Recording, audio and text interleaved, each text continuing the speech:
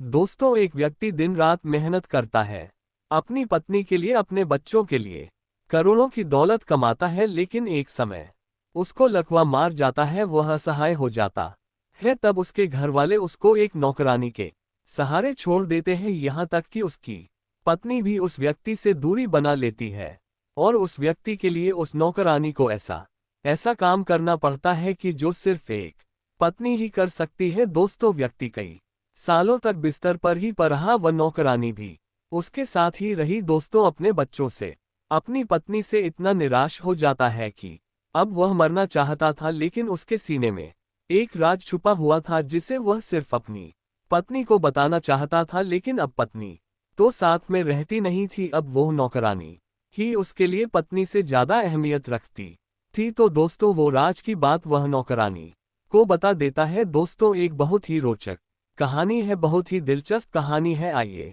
जानते हैं पूरी कहानी इस वीडियो में। लेकिन वीडियो में आगे बढ़ने से पहले बस वही रिक्वेस्ट कि आप वीडियो को लाइक कर दीजिए, चैनल को भी सब्सक्राइब कर दीजिए ताकि मेरा हौसला बढ़ता रहे। तो दोस्तों, सबसे पहले मैं आप लोगों से माफी चाहता हूं क्योंकि मेरा गला एकदम बैठा हुआ है, मुझसे बोला नहीं जा रहा है। 2 दिनों से मैं बुखार में था, मेरी तबीयत बहुत खराब थी। अभी बुखार थोड़ा हल्का हुआ, लेकिन गला बिल्कुल बैठा हुआ है, बिल्कुल कांटे के जैसा लग रहा है। लेकिन यह मेरी ड्यूटी है, आप लोग मुझसे प्यार करते हैं, मैं आप लोगों से प्यार करता हूं, तो इसीलिए मैं अपनी कहानी लेकर आप लोगों के सामने आया हूं। आपको सुनने में थोड़ी परेशानी हो सकती है, लेकिन मुझे उम्मीद है कि आप इसको देखेंगे हर कहानियों की तरह सुनेंगे। तो दोस्तों, आते हैं आज की कहानी पर। दोस्तों, ये जो कहानी है यह उत्तर प्रदेश के कानपुर शहर की है। एक व्यक्ति जिनका नाम मोहन दास होता है का उन्होंने बेशुमार पैसे कमाए, दिन रात मेहनत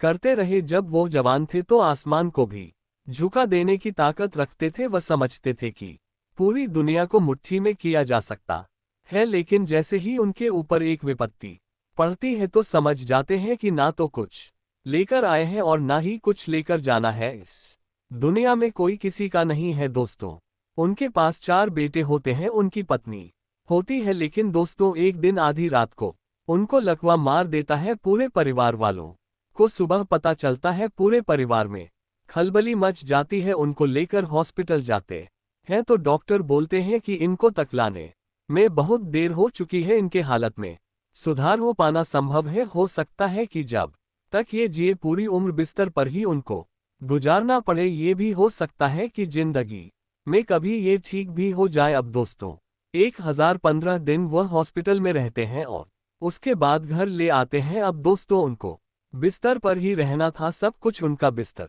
पर ही होना था। हॉस्पिटल में तो हॉस्पिटल का स्टाफ था, वह कर देता था, लेकिन अब सवाल ये था कि घर पे उनका ये सब कौन करे।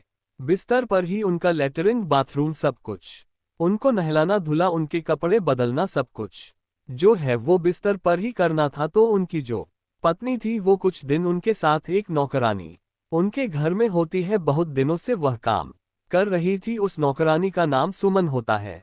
तो सुमन की मदद से उनकी जो पत्नी थी वो 2-4 दिन करती है, 1 हफ्ते करती है, लेकिन फिर वो सोचती है कि ये तो अब कभी ठीक ही नहीं होंगे, मैं कब तक ऐसे करती रहूंगी। एक दिन वह नौकरानी से बोलती हैं कि तुम ही करो जो भी करना है, अब मुझसे नहीं करा जाएगा। नौकरानी कहती है कि ठीक है, आप अगर यहाँ पर रहोगी तो मैं सारा काम कर दिया करूंगी। लेकिन दोस्तों, वह जो उनकी पत्नी थी वह 2-4 दिन वहां पर रहती है और वहां से फिर वह अपने बेटों के पास दूसरे घर में चली जाती है। दोस्तों, ये मकान जो है मोहनदास जी का पुराना मकान होता है, तो उसी मकान में उनको छोड़ दिया जाता है। वह नौकरानी जो है उनका काम करने लगती है। जब 2-4 दिन बीत जाते हैं, सेठ जी अपने पत्नी को नहीं देखते तो सुमन से पूछते हैं कि सुमन, वो तुम्हारी मालकिन कहाँ गई। तो सुमन ने कहा कि मालकिन जो है वह चली गई है भैया लोगों के पास और उन्होंने मुझे ये सब करने के लिए कहा है।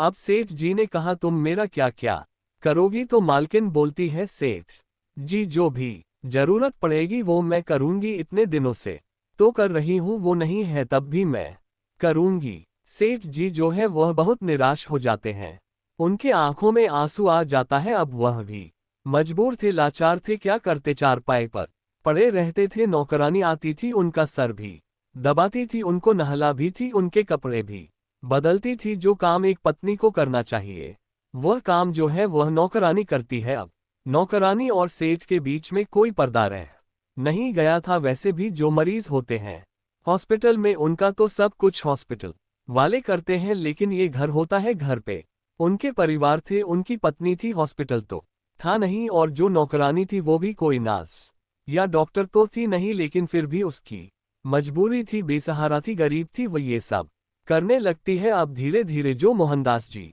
के परिवार वाले थे वह 15 दिन पे आते थे, फिर 2 महीने में आने लगे, फिर बेटे जो है वह 4-4 महीने तक गायब कर देते थे, और पत्नी का भी यही हाल हो जाता है। पत्नी भी 2-2 महीने, 3-3 महीने पर सिर्फ उनको देखने के लिए आती थी। अब नौकरानी का घर वहां से 3 किलोमीटर दूर था, लेकिन जब उसने देखा कि सेठ जी को आधा घंटा भी नहीं छोड़ा जा सकता है, तो वहां से अपना घर उनके घर के पास लाकर शिफ्ट कर लेती है। उसके पास 2 बच्चे होते हैं, वह अपने बच्चों के साथ बगल ही घर में रहने लगती है। लेकिन वहां क्या रहती है, 2400 घंटे तो यहीं पे रहती थी। उसके बच्चे जो है जरूर उस घर में रहते थे, कभी कभार उनको जाती थी देख, या आती थी खाना जो है यहाँ पर बनाती थी, वही बच्चों को भी दे आती थी। अब दोस्तों, सेठ जी जो है पूरी जिंदगी मुनाफे का सौदा किए थे, हमेशा फायदे का सौदा किए थे। उनके बेटे भी यही गुरु जानते थे, उन्होंने भी सेठ जी से यही सीखा था कि हमेशा फायदे का ही बिजनेस करो। तो दोस्तों, अब जो सेठ जी की हालत थी वो उस परिवार के लिए बहुत नुकसान पहुंचा रहे थे। जो सुमन की सैलरी थी, इसके अलावा उनके दवाइयों का खर्चा था और तमाम ऐसी चीजें थी, तो उनके बेटों को, उनके परिवार वालों को कहीं ना कहीं भारी पड़ने लगता है, क्योंकि महीने में 30-400 हजार का खर्चा आता था। तो उनके जो बेटे थे वह सोचने लगते हैं कि अब यह मर ही जाए तो अच्छा है। परिवार का हर सदस्य ये चाहता था कि ये मर जाए तो अच्छा है, लेकिन दोस्तों, सेठ जी जो थे उनकी इच्छा थी कि वह और जिए, अपने पोते पतियों की शादी देखे। लेकिन दोस्तों, जो नौकरानी थी वह चाहती थी कि सेठ जी जिंदा रहे, जब तक ये जिएंगे तब तक मेरा खर्चा चलता रहेगा। और वैसे भी उसके अंदर इंसानियत थी, दया भाव था, तो इसीलिए वह चाहती थी कि अगर यह जीना चाहते हैं तो ये जिए। वो नौकरानी से चर्चा भी करते रहते थे कि मेरे बहुत सपने थे, लेकिन सब कुछ सपना जो है भगवान ने तोड़ दिया, मुझे लाकर इस चारपाई पर पटक दिया। अब दोस्तों, बिस्तर पर पड़े पड़े सेठ जी को 5 साल बीत जाते हैं। एक दिन वह नौकरानी से कहते हैं कि इधर आओ सुमन, मेरे पास बैठो। वह उनके पास बैठती है, कहते हैं अपना हाथ मेरे हाथ में दो। दोस्तों, वह अपना हाथ उनके हाथ में दे देती है। वह कहते हैं, सुमन, मैंने सारी जिंदगी अपने परिवार के लिए कमाया, अपने बच्चों को बेहतर शिक्षा दी, उनके बिजनेस को मैंने खड़ा किया, लेकिन आज उन्होंने मुझे छोड़ दिया है। अब तक जीना चाहता था, लेकिन अब मैं जीना नहीं चाहता हूं। अगर तुम्हें कुछ चाहिए तो तुम बता दो। नौकरानी कहती है, शेष जी मुझे क्या चाहिए, सैलरी तो मिल ही जाती है, बस मैं यही दुआ करती हूं कि अगर आप ठीक हो जाते एक बार तो बहुत अच्छा होता। शेठ जी कहते हैं कि देखो, इसकी उम्मीद तो है नहीं, तुम तो देख ही रही हो 5 साल से अब तक मुझे खड़ा होना होता तो मैं खड़ा हो जाता, लेकिन यह बताओ कि तुम्हारे 2 बच्चे हैं, तुम्हारा लड़का है लड़की है, ये दोनों क्या करते हैं।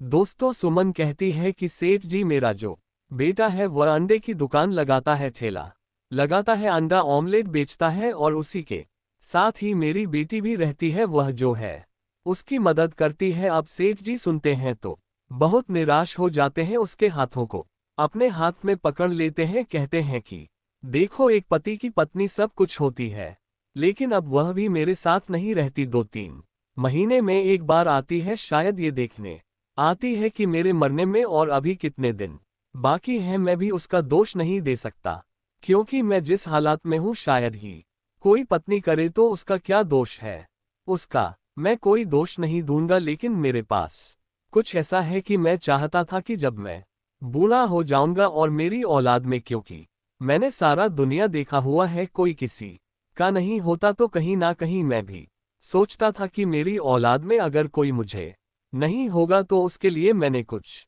इंतजाम करके रखा हुआ था। तो मेरे बैंक में कुछ पैसे पड़े हैं और कुछ मैंने सोना रखा है लॉकर में, क्योंकि जब मेरे मित्र लोग सोने में इन्वेस्टमेंट कर रहे थे, पैसा लगा रहे थे तो मैंने भी लगा दिया और उसको मैंने कहीं रख दिया है अपने इन्हीं दिनों के लिए। शायद भगवान ने मेरे अंदर बुद्धि दी थी कि मुझे ये दिन देखना पड़ेगा, तो इसीलिए मैंने रख रखा था। लेकिन अब पत्नी भी मेरे साथ नहीं है, मेरे बच्चे तो है ही नहीं, तो मैं चाहता हूं कि वह सब मैं अब तुम्हें दे दूं। और तुम जो है मेरा इतना काम कर रही हो, तुम भी अपना जाओ, अपनी दुनिया देखो। और अब मैं जीना नहीं चाहता, मुझे तुम छोड़ दोगी तो हफ्ते 10 दिन में तो मैं ऐसे ही मर जाऊंगा, तो क्या फायदा इस तरीके से जीने से।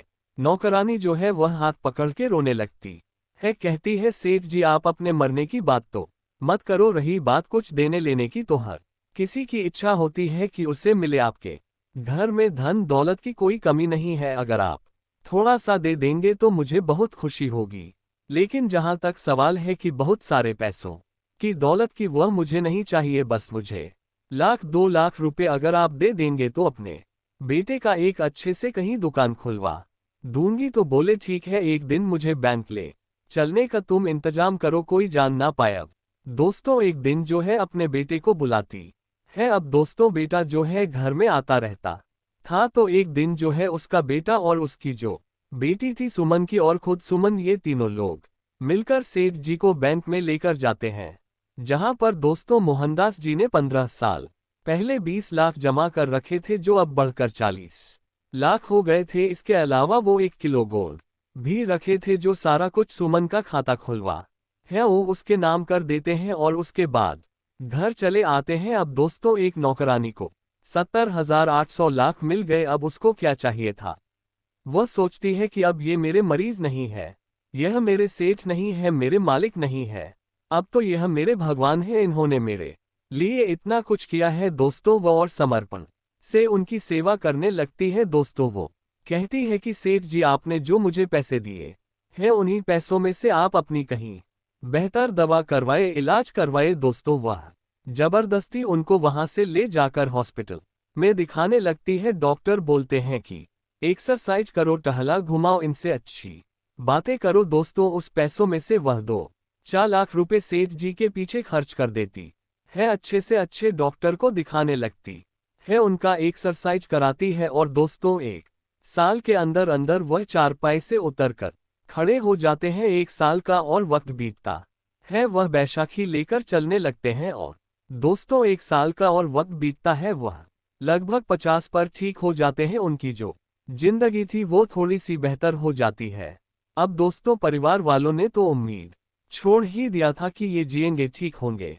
वो यही सोचते थे कि एक दिन वो मर जाएंगे और नौकरानी जो है हमको सूचना दे देगी, हम लोग जाएंगे, उनका क्रियाक्रम कर देंगे, यही वो 100% सोच के रखे हुए थे। लेकिन सेठ जी जब ठीक हो जाते हैं तो उनको कोई खास फर्क नहीं पड़ता है। ये बात और है कि उनकी पत्नी जो है वहां पर आने जाने लगती है। अब दोस्तों सेठ जी पूरी जिंदगी स्क्रैप का काम किए थे और उसी में जो है उनको नॉलेज थी, तो उस लड़के के लिए भी जो सुमन का लड़का होता है उसके लिए एक दुकान खुलवाने की सोचते हैं। परिवार वाले इसका विरोध करने लगते हैं कि ऐसा भी क्या पड़ा है, पैसा तो लेती थी, तनख्वाह तो लेती थी। लेकिन दोस्तों उन लोगों को नहीं पता कि सेठ जी के लिए उसने क्या किया है और उसके लिए सेठ जी ने क्या किया है। दोस्तों वो उसका दुकान खुलवा देते हैं, वह लड़का भी कमाने खाने लगता है। उनके बच्चे जो है वह महीने 2 महीने में आते थे, लेकिन वह लड़का जो है वह हफ्ते 10 दिन में ही वहां पर आता था। वह